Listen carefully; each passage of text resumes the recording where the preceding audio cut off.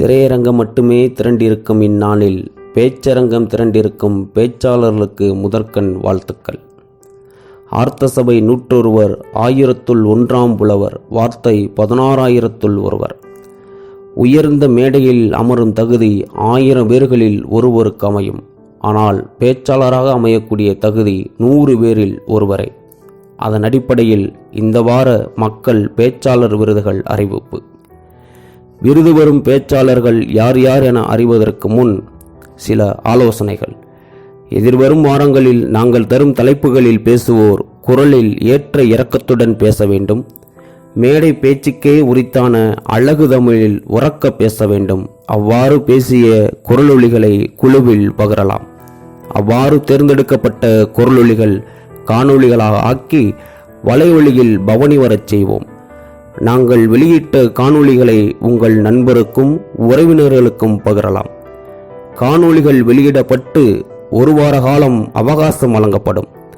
அந்த 1 வார காலத்தில் அதிகமான மக்களால் அதிக நேரம் பார்க்கப்பட்ட காணொளிக்கு மக்கள் பேச்சாளர் விருது வழங்கப்படும். மேடையில் நில் சொல் வெல் என்பது என்னுடைய முதல் புத்தகம். இப்புத்தகத்தில் மேடைக்கலையின் தோற்றமும் வளர்ச்சியும், அறிஞர்களின் சொற்பொழிவுகள், பேச்சாளர்கள் பின்பற்ற வேண்டிய வழிமுறைகள், பேச்சாளர்கள் எடுத்து எம்பக்கூடிய மேற்கோள்கள், இதுபோன்ற இன்னும் பல தகவல்களை திரட்டி தந்துள்ளேன். மேடைக்கலையில் உச்சம் தொட நினைப்பவர்களுக்கு இப்புத்தகம் ஒரு வரப்பிரசாதமாக அமையும் என்று நம்புகிறேன். இரண்டாவதாக, நம்பிக்கை அதுதானே எல்லாம். 2 கைகள் இல்லாமல் கூட வாழ்ந்து விடலாம். நம்பிக்கை இல்லை என்றால் வாழ்க்கை இல்லை.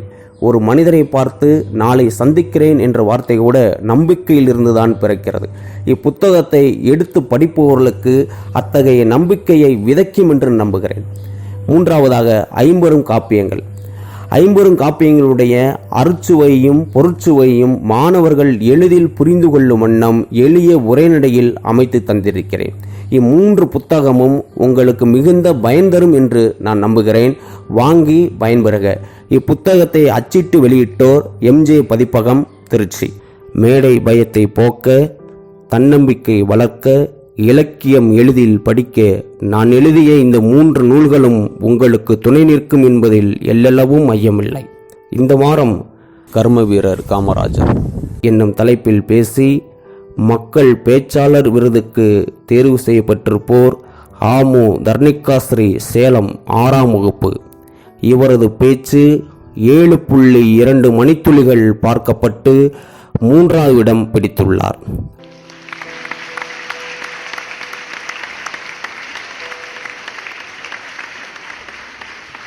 அடுத்தபடியாக கி. கோமதி, என்ஜிஎம் கல்லூரி, பொள்ளாச்சி.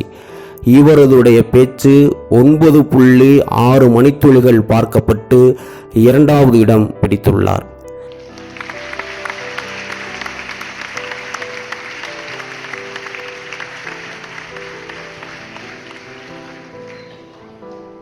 அடுத்தபடியாக கா. முருகேஸ்வரி, தூத்துக்குடி.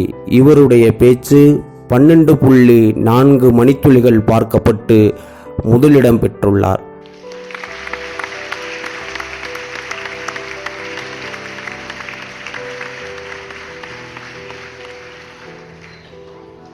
நன்றி, வணக்கம்.